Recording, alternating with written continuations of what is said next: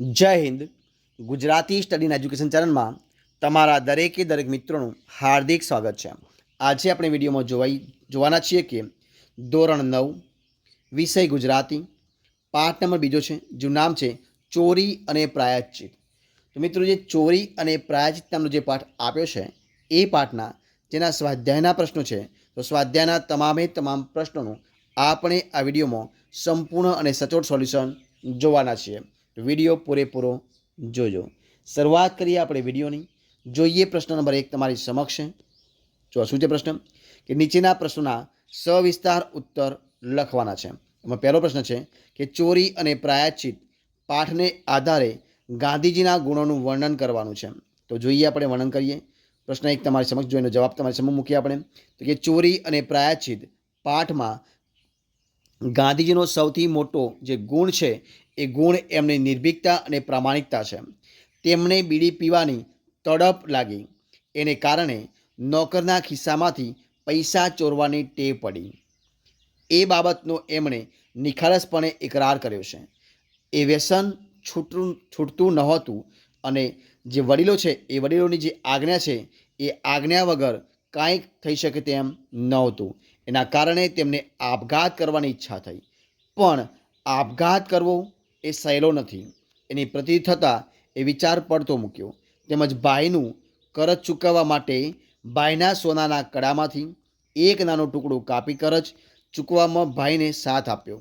આવી અનેક બાબતો એમના મનમાં ખટકતી હતી.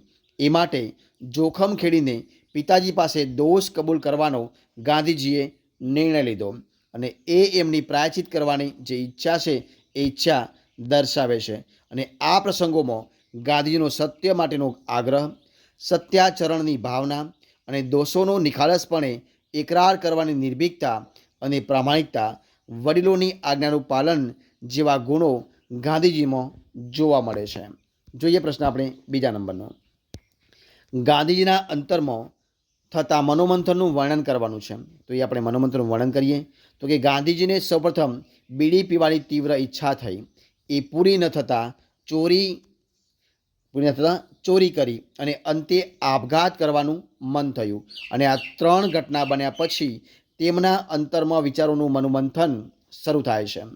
આપઘાત કરવા માટે ઝેર જોઈએ, ઝેર કોણ લાવી આપે, ઝેર ખાઈએ અને મૃત્યુ ન થાય તો, મરીને શો લાભ? આવા પ્રશ્નો એમના મનને ઘેરી વળે છે. અંતે રામજીના મંદિરે જઈ દર્શન કરી મનને શાંત કરવું અને આપઘાતનો વિચાર ભૂલી જવો, એવા નિર્ણય પર ગાંધીજી આવે છે. અને ત્યાર પછી આવી જ એક ઘટના ભાઈનું કરજ ચૂકવવાની બની. એ માટે ભાઈના સોનાના કડામાંથી નાનો ટુકડો કાપી કરજ ચૂકવવામાં તેઓએ ભાઈને સાથ આપ્યો. એ વાત પણ એમણે ખટકી. પિતાજી પાસે કબૂલાત કરવા જતાં પિતાજી દુઃખી થશે, કદાચ માથું ફૂટશે તો, એવા વિચારો મનમાં ઉઠ્યા. પણ અંતે તેમણે પિતાજી પાસે દોષ કબૂલ કર્યા વિના શુદ્ધિ નહીં થાય એવો નિર્ણય કર્યો. અને આ બંને નિર્ણય પાછળ ગાંધીજીની સત્યાચરણની ભાવના તથા પોતાના દોષનો નિખાલસપણે ઇકરાર કરવાની વૃત્તિ કારણભૂત છે, એવું આપણે એમ કહી શકીએ. જોઈએ પ્રશ્ન બીજા નંબરનો. નીચેના પ્રશ્નના 2-3 વાક્યમાં ઉત્તર લખવાના છે. એમાં જોઈએ પ્રશ્ન 1 કે ગાંધીજીએ ચિઠ્ઠીમાં શું લખ્યું હતું. તો જોઈએ પ્રશ્ન 1. તો શું છે પ્રશ્નનો જવાબ જોઈએ. તો કે ગાંધીજીના માંસાહારી ભાઈને દેવું થયું હતું. આથી ભાઈના સોનાના કડામાંથી નાનો ટુકડો કાપી દેવું ચૂકવવામાં ગાંધીજીએ ભાઈને સાથ આપ્યો. અને આ ચોરી કર્યા પછી ગાંધીને પશ્ચાતાપ થયો. શું થયું? પશ્ચાતાપ થયો. અને પિતાજીને ચિઠ્ઠીમાં આ ચોરી કર્યાની તેમણે નિખાલસ કબૂલાત કરી. પ્રશ્ન આગળ જોઈએ કે નીચેના પ્રશ્નના એક વાક્યમાં ઉત્તર લખવાના છે. જોઈએ પ્રશ્ન પહેલા નંબરનો કે ચોરીની ભૂલ સ્વીકારવામાં ગાંધીજીની જીભ કેમ ઉપડતી નથી. તો જવાબ જોઈએ આપણે. તો કે પિતાજી દુઃખી થશે, કદાચ માથું ફૂટશે, એવા ભય ચોરીની ભૂલ સ્વીકારવામાં ગાંધીજીની જીભ ઉપડતી નથી. પ્રશ્ન બીજા નંબરનો. શું છે પ્રશ્ન? તો કે સોનાના કડામાંથી 1 તોલો સોનું કાપીને વેચવાની ઘટનાની ગાંધીજી ઉપર શી અસર થઈ. તો કે એનો જવાબ જોઈએ. તો કે સોનાના કડામાંથી 1 તોલો સોનું કાપીને વેચવાની ઘટના ગાંધી માટે અસહ્ય પડી અને ત્યાર પછી ચોરી જ ત્યાર પછી ચોરી ન જ કરવાનો એમણે નિશ્ચય કર્યો એટલે કે નિર્ણય કર્યો એવું આપણે લખી શકીએ. તો એ પ્રશ્ન 3 નંબરનો. ખોટું કાર્ય કર્યાના અપરાધમાંથી બહાર આવવા શું શું કરવું જોઈએ?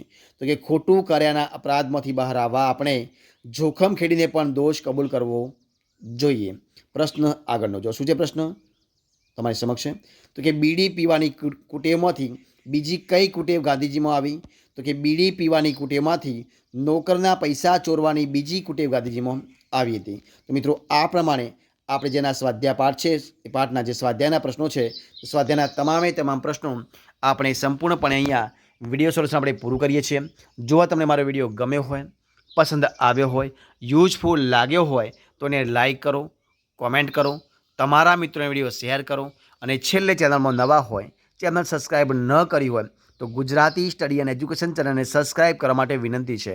મારા વિડીયોને પહેલેથી અંત સુધી જોવા માટે તમારા દરેક મિત્રોનો હું દિલથી ખૂબ ખૂબ આભાર માનું છું.